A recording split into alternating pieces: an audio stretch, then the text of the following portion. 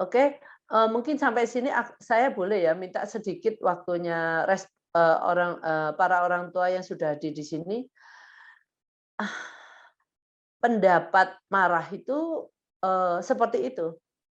Jadi sebenarnya marah setuju atau tidak setuju gitu aja.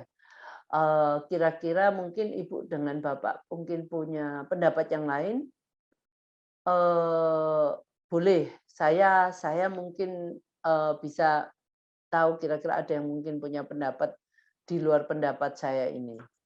Oke. Oke, Bu Hasanah setuju. Oke. Kalau Pak Arianto marah boleh, marah boleh tergantung sikon asal terkendali. Oke, setuju Pak Arianto. Bu Sylvia, oke, setuju Bu Sylvi. Bu Erni setuju. Setuju Bu, asal tidak emosi. Ya emosi ini Bu Marisa ini ngomong emosi akhirnya kita gini, berarti Bu Marisa itu bilang kita boleh marah asal tidak mengeluarkan emosinya. Nah, menurut saya itu boleh Bu emosi. Karena gini, nanti anak-anak kalau umpamanya kita pun ya marah, kita bisa nangis. Nah, itu berarti kita mengeluarkan emosi kita kan. Kita mungkin bisa eh, apa ya? Kita pengen menyendiri, nggak pengen ngomong dengan siapa-siapa. Terus cemberut terus. Nah, itu emosinya juga kelihatan dari wajahnya. Kalau diajak omong, dia nggak mau jawab. Jadi eh, itu boleh Bu. Menurut saya itu marah mengeluarkan emosi nggak apa-apa, tapi mengeluarkan emosi dengan cara yang benar. Ya. Oke, saya lihat tadi dari Pak Erianto, ya. Oke, semuanya yang marah untuk dari Bu Helena ini ya. Marah boleh tapi bisa diarahkan terkontrol. Oke, Bu. Setuju, Bu. Marah boleh asal tidak merugikan orang lain atau malah menyakiti diri sendiri. Ya, itu juga benar, Bu. Bu dari Bu Apulinia, selamat sore semua. Bu Elvin Nai setuju, Bu. Eh, Bu Evan, mamanya Evan atau papanya Evan nih? Selamat siang, mamanya Evan. Pak Dedi bilang setuju. Oke. Nah, ini ada masukan dari Bu Yusita. Setuju sih, boleh aja marah, tapi masalahnya cara agar anak bisa tahu kapan boleh marah yang benar-benar mempertahankan pendapatnya dan mana yang harus diredam dengan sendirinya. Mungkin ini proses ya Bu, tergantung orang tuanya cara hadapinya gimana. Kalau saya kadang masih sering ikut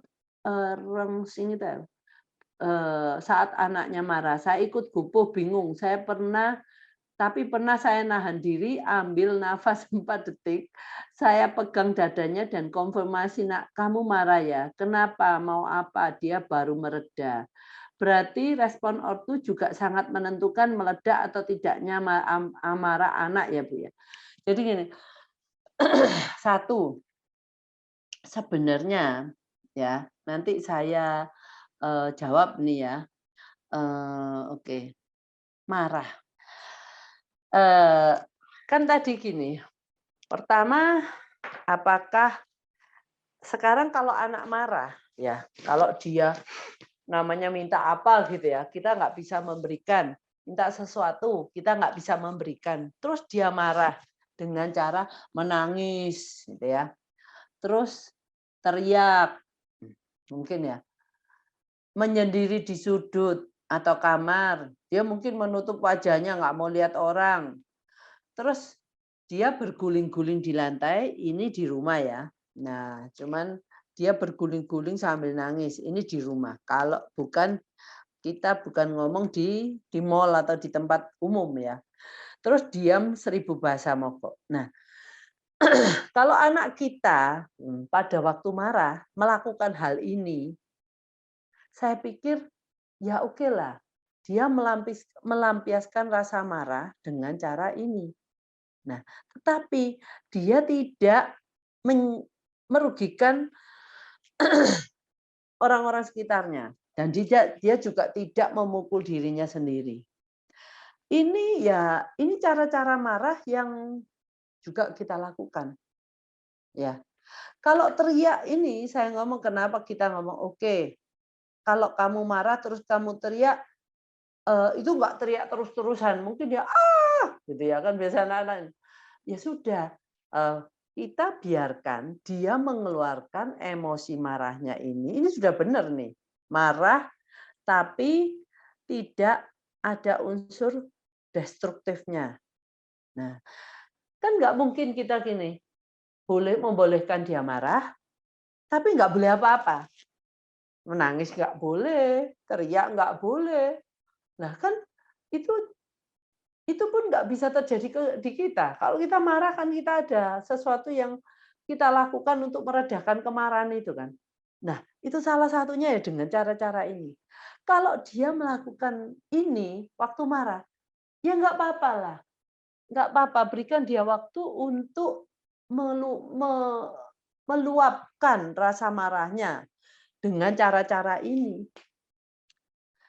Dan nanti kalau dia sudah stop, nah kita dekati. Ya, mama tahu kamu marah, kamu ini. Kan anak-anak biasanya marah, itu kalau level anak-anak ya, itu masih didistraksi itu gampang. Kita kasih sesuatu yang lain, yang mendistraksi pikirannya dari yang dia inginkan tadi, kepada sesuatu yang lain yang kita tahu dia juga senang gitu loh. Jadi dalam hal ini, saya ngomong dengan orang tua, kalau anak-anak marah dengan cara yang benar, kita oke, ya. Kita jangan terus gini, sudah, jangan nangis. Nah, biarkan, kasih dia waktulah untuk menangis. Nah, kasih dia waktu untuk menyendiri di kamar gitu ya. Yang penting dalam hal ini saya jangan lupa dikasih minum. Ya, karena anak-anak mungkin menangis itu pasti kalau yang waktunya lama ya kita sediakan minum aja di depannya, di depan anak gitu ya, di sekitar anak yang di mana dia bisa jangkau. Jangan kasih minum dalam botol, anaknya nggak bisa buka botol. Atau kita kasih dalam gelas yang dia bisa minum, yang biasa dia pakai untuk minum gitu. Maksud saya kita benar-benar memberikan dia waktu untuk meluapkan kemarahan sampai dia selesai, ya kita dekati dia. Nah, kita dekati dia, kita kasih reward attention, oh kamu sudah selesai marah, terus setelah itu kita mulai memberikan reward yaitu perhatian. Oke, mama tahu kamu tadi marah ya. Nah, tapi dia marah dengan nah, mama kan nggak boleh. Ini nggak mungkin kadang-kadang marah itu karena apa? Kita nggak memberikan replacement. Mungkin dia minta benda A, tapi benda A itu nggak boleh. Langsung kita nggak boleh nih. Nah, yang lebih enak kalau memungkinkan itu dikasih replacement. Kamu nggak boleh benda A, tapi mama kasih yang B ini ya. Nah, mungkin itu bisa membuat anak nggak langsung marah seperti itu. Tetapi ada kalanya, walaupun orang tua udah berusaha, anak ini masih marah, ya biarin dia marah. Nah, tetapi waktu dia marah, kita nggak akan memberikan perhatian yang sampai gimana. Biarkan dia marah. Tetapi sesudah marah, kita deketin, kita berikan reward yang dia suka, pelukan, ciuman, ya. Nah, itu artinya apa? Apa yang anak akan lihat dari peristiwa itu? Apakah ada anak yang nggak suka dengan perhatian orang tua? Justru kadang-kadang ada anak yang marah karena mencari perhatian orang tua. Nah, jadi di sini apabila dia melihat, oh ya, waktu aku marah-marah, saya kita berikan ruang dan waktu untuk dia marah-marah. Tetapi kita tidak memberikan perhatian. Karena kadang-kadang kalau perhatian lama, kadang-kadang itu banyak anak yang akan marah tambah lama karena dipok-pok sama orang tua gitu. Dia tambah lama karena dia menikmati perhatian yang dia diterima pada waktu dia marah. Marahnya tambah panjang. Jadi kalau menurut saya itu biarkan aja dia marah. Jangan dimarahin juga. Kita nggak usah marah. Kamu ayo ke sini. Jangan di kamar terus gini. Biar kasih dia waktu, Bu. Nah, nanti dia pasti akan lerem-lerem sendiri. Setelah lerem mungkin dia sudah nggak menyendiri di kamar, dia mau keluar, kita sapa dia. Akhirnya dia merasa tambah lama kalau nanti marah ya, marahnya tambah lama tambah pendek waktunya. Nah itu yang kita mau toh. Tapi kita nggak melarang dia marah. Boleh marah dengan cara yang benar kalau bisa sesingkat-singkatnya sehingga nggak mungkin kalau mau sekolah dia terus akhirnya nggak bisa sekolah, nggak mau les apa. Nah, tapi dengan cara kita memberikan perhatian kalau dia stop, dia akan makin lama makin cepat. Dia akan biasanya kalau aku marah gini nggak ada yang merhatikan aku, tetapi begitu aku selesai, aku ketemu mamaku, wah, aku dapat pelukan ciuman. Nah, akhirnya dia akan marahnya makin lama makin minim waktunya. Nah, itu yang mungkin saya beritahukan ke orang tua bahwa jangan memberikan komentar waktu anak marah. Ya, kita dengan bahasa, dengan tatapan, even dengan eye contact itu nggak usah. Jadi kita temani dia marah, kita boleh temani di sampingnya. Tapi kita nggak usah ngomong, nggak usah ngelihat dia, kita cuma menemani dia melewati saat-saat yang tidak mengenakan buat dia. Ya, nanti kalau sudah selesai dia marah, sudah nggak menangis lagi, nah itu baru kita bergerak. Oke?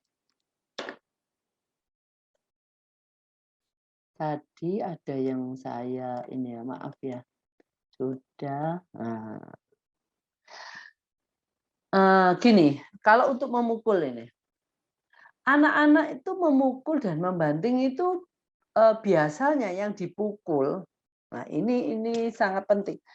Lihat aja, yang dipukul itu orang lain yang di sekitarnya. Biasanya ada yang random, siapapun itu pokoknya aku pukul. Nah, ada memukul orang tertentu, ya itu aja yang dipukul. Nah, itu ada sebabnya. Karena biasanya orang tersebut menyediakan dirinya untuk dipukul. Nah, itu not wise, nggak bijaksana. Karena apa? Dia merasa kalau orang lain yang dipukul, si anak mungkin akan mendapatkan perlawanan dari orang tersebut. Mungkin dia dipukul balik. Ya. Jadi dia merasa, kalau orang ini aku pukul, dia diem aja. Ya udah, enak kan? Lebih enak milih orang itu.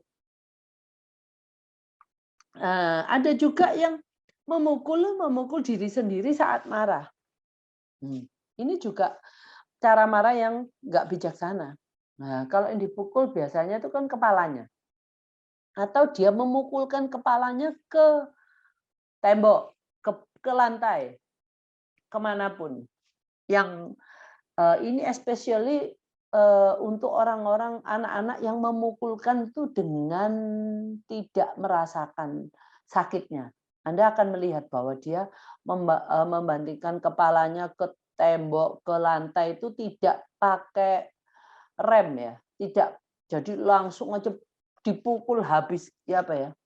Bagaimana Anda pasti akan bisa membedakan anak yang punya rem, jadi memukulnya itu nggak langsung 100% dengan seluruh tenaga itu dipukulkan, atau ada anak yang, nggak kayaknya kok dia nggak merasakan sakitnya itu ya. Dia memukul dengan memukulkan kepalanya dengan sepenuh hati, sepenuh kekuatan. Nah, itu yang berbahaya ya. Karena itu akan membuat otak anak ini ya pasti ada tambah lama, tenaganya tambah besar, terus nanti akhirnya terjadi gangguan di otaknya karena sering mendapatkan benturan-benturan yang dengan kekuatan yang luar biasa. Kalau membanting, ya membanting barang atau merusak barang di sekitarnya. Nah, ini semua ini ada yang bisa dilakukan waktu marah atau tanpa alasan yang tadi saya katakan bisa tanpa alasan itu karena dia cuma mau membuat itu fun buat dia. Ya, aku merasakan kesenangan waktu aku memukul orang. Aku merasakan kesenangan waktu aku melihat sesuatu benda berubah bentuk dari bentuk aslinya menjadi berkeping-keping. Nah, itu ciri-cirinya.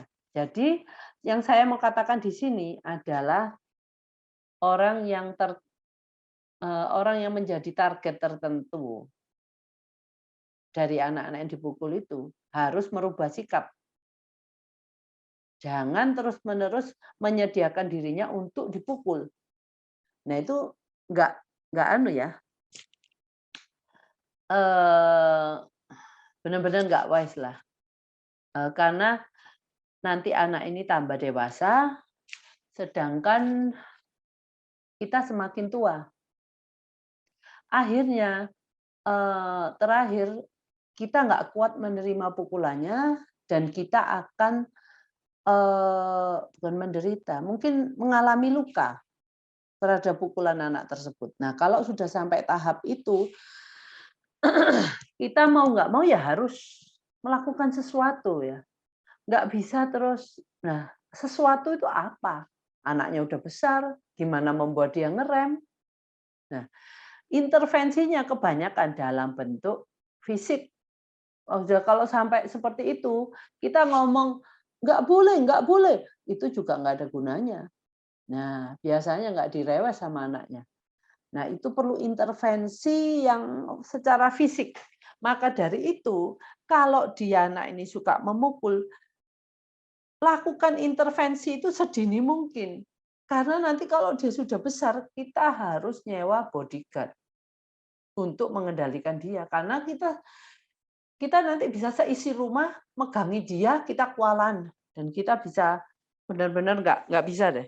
Nah, pada waktu itu yang kita pikirkan bahwa saya sudah tidak bisa mengendalikan anakku ini. Nah, itu satu alasan yang sangat menyedihkan.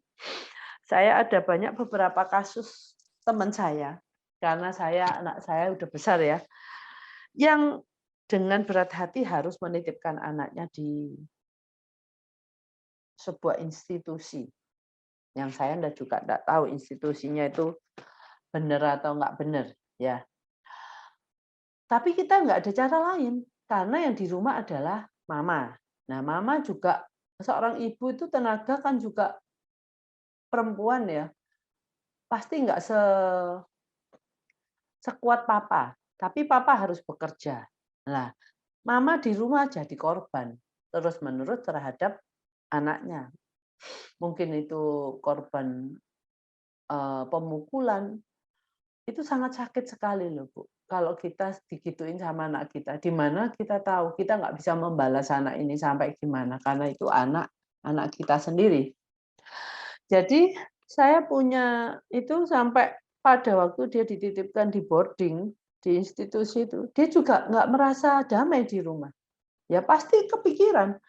Tapi pada waktu anak ini kembali ke rumah, itu juga bukan suatu solusi buat dia, malah itu jadi ancaman buat ibunya ini. Nah, kalau Anda di posisi itu pasti sangat bingung. Bagaimana kita mau melakukan sesuatu? Kiri kanan salah. Nah, itulah yang saya ngomong, jangan sampai kita di posisi seperti itu. Kita titipkan anak kita juga nggak damai di rumah. Dia ada di rumah, kita juga nggak damai. Jadi kita pasti menderita lah di kehidupan yang seperti itu tuh. Nggak ada enaknya.